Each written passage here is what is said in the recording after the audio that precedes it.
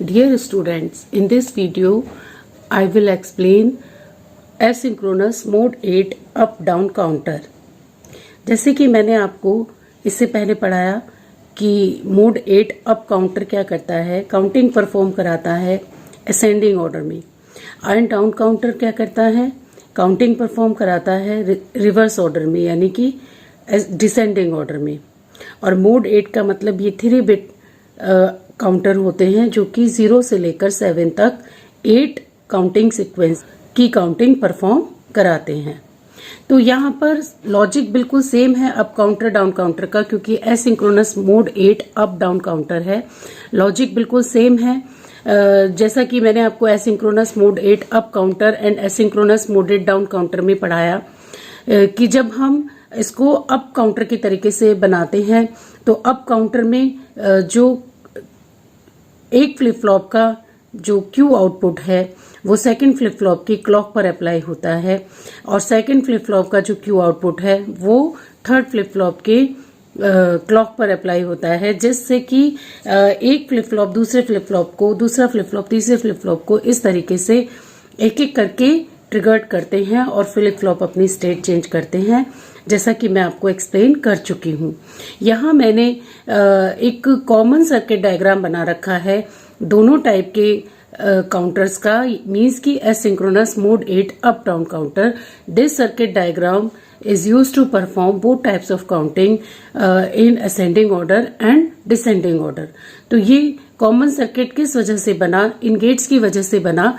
यहाँ हमने logic use किया है कि अगर हम इस सर्किट को क्यू आउटपुट, एक फ्लिप फ्लॉप का क्यू आउटपुट प्रोवाइड करें सेकंड फ्लिप फ्लॉप को ट्रिगर्ड करने के लिए, सिमिलरली सेकंड फ्लिप फ्लॉप का क्यू आउटपुट अप्लाई करें क्लॉक की तरह ट्रिगर्ड करने के लिए थर्ड फ्लिप फ्लॉप को, एंड सो ऑन, तो ये क्या परफॉर्म कराएगा, ये वर्क करेगा अप काउंटर की तरीके से और परफॉर्म कराएगा असेंडिंग ऑर्डर में काउंटिंग।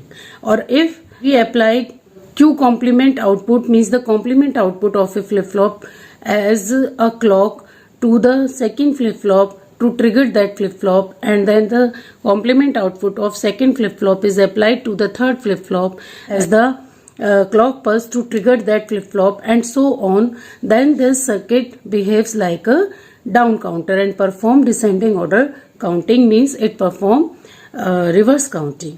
तो यहाँ पर मैंने 2 AND गेट्स एंड देन दोनों AND गेट के आउटपुट के साथ एक और गेट लगा रखा है। इसी तरीके का के लॉजिक गेट्स का कॉम्बिनेशन हम हर एक फ्लिप फ्लॉप के साथ बनाएंगे अगर हमें उसे एसिंक्रोनस अप डाउन काउंटर बनाना है। तो यहाँ पर हम 2x1 मल्टीप्लेक्सर का भी यूज कर सकते थे, because we have to select one choice out of 2 choices, means we want to treat the circuit as a up counter or we want to treat the circuit as down counter।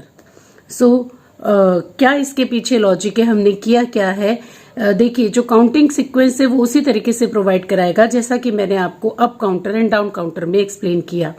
लेकिन यहाँ पर समझने वाली बात यह है कि यही सर्किट एक कॉमन सर्किट अप काउंटर और डाउन काउंटर के तरीके से कैसे ट्रीट होगा। तो उसके लिए हम देखेंगे कि यहाँ पर हमने एक स्पेशल इनपुट लिया है up down input. Up down control input controls the behaviour of the circuit and make it suitable for upward counting and downward counting। and ये किस तरह से करेगा कि ये जो अप डाउन काउंटर है इसकी जो ओरिजिनल लाइन है उसके साथ हमने एक एंड गेट लगाया है, और इस एंड गेट का जो सेकेंड इनपुट है वो क्यू आउटपुट है ईच फ्लिप फ्लॉप का, क्यू आउटपुट है ईच फ्लिप फ्लॉप का। और जो इस अप डाउन कंट्रोल इनपुट का जो कॉम्प्लीमेंट लाइन है उसके साथ हमने कनेक्ट किया है complement output of each flip flop, और फिर इन दोनों आउटपुट्स में से कोई एक सेलेक्ट होकर के कहाँ अप्लाई होगा, फ्लिप फ्लॉप के लिए क्लॉक की तरीके से अप्लाई होगा। If the value of up down control is 1, then Q1, Q2, Q3 are selected and they triggered the next flip flop in the series।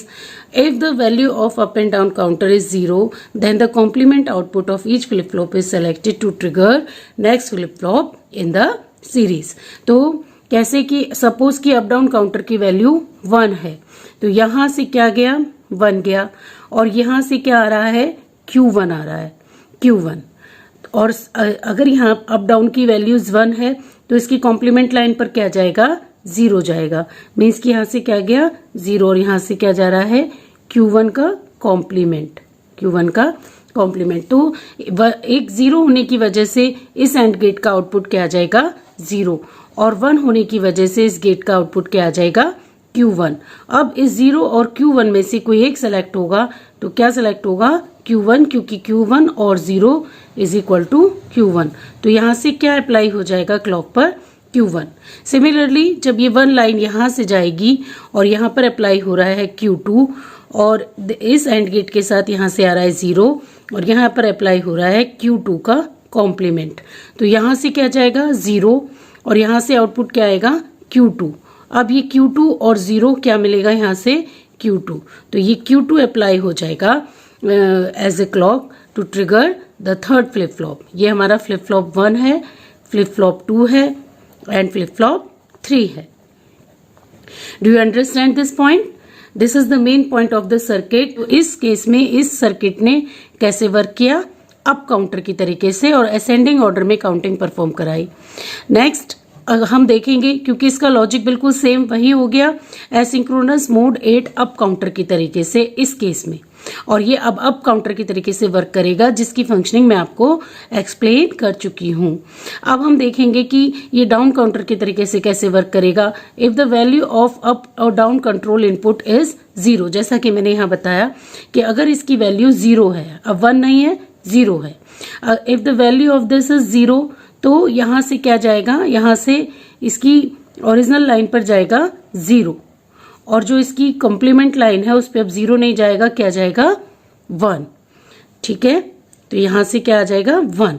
तो अब 0 and Q1 is equal to 0 and 1 and Q complement 1 is equal to Q1 का complement.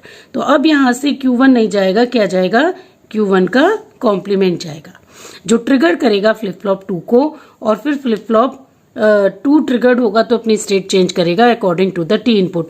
यह ध्यान देने की बात है कि हमने सभी फ्लिप फ्लॉप्स में एक सिंगल इनपुट 1 पास किया है, सभी को एक कॉमन इनपुट 1 पास किया है। अब हम देखेंगे कि यही 0 यहाँ पास हो रहा है, मीन्स कि अब ये 1 नहीं है, अब ये 0 है और यहाँ से पास हो रहा है Q2 और यहाँ से पास हो रहा है, इसकी कॉम्प्लीमेंट लाइन पर जा रहा है 1, मीन्स 0 नहीं है अभी, और यहाँ से आ रहा है Q2 का कॉम्प्लीमेंट। तो यहाँ से इस एंड गेट का आउटपुट क्या आएगा, Q2 का कॉम्प्लीमेंट एंड 1 इज Q2 का कॉम्प्लीमेंट, और यहाँ से क्या आएगा Q2 का कॉम्प्लीमेंट एंड 0, मीन्स कि अब यहाँ से Q2 नहीं आएगा, क्या आएगा 0। तो 0 और Q2 का कॉम्प्लीमेंट, ये यहाँ से क्या आएगा Q2 का कॉम्प्लीमेंट, तो यहाँ से भी क्या आ जाएगा Q2 का कॉम्प्लीमेंट। और इस तरीके से अगर हम देखें तो अब यहाँ पर ये फ्लिप फ्लॉप्स जो है, फ्लिप फ्लॉप 2, फ्लिप फ्लॉप 3 किससे ट्रिगर्ड हो रहे हैं, complement output of previous flip flop से ट्रिगर्ड हो रहे हैं। तो ये लॉजिक हो गया सिंक्रोनस मोड 8 डाउन काउंटर का, जो कि मैं आपको पहले एक्सप्लेन कर चुकी हूं। तो अब ये किस तरह की काउंटिंग परफॉर्म कराएगा, it performs counting in reverse order in descending order, और सभी के आउटपुट्स हमें Q1, Q2, Q3 पर मिल जाएंगे, जैसा कि मैंने आपको प्रीवियस वीडियो में एक्सप्लेन किया है। काउंटिंग सीक्वेंस भी बना के दिखाया है और किस तरीके से ये असेंडिंग ऑर्डर में या डिसेंडिंग ऑर्डर में काउंटिंग करते हैं वो भी दिखाया है। इस वीडियो में जो मेरा ऑब्जेक्टिव है वो ये है कि मैं आपको ये बताऊं कि एक कॉमन सर्किट से हम किस तरह से असेंडिंग ऑर्डर, डिसेंडिंग ऑर्डर दोनों तरीके के काउंटिंग सीक्वेंस को अचीव कर सकते हैं।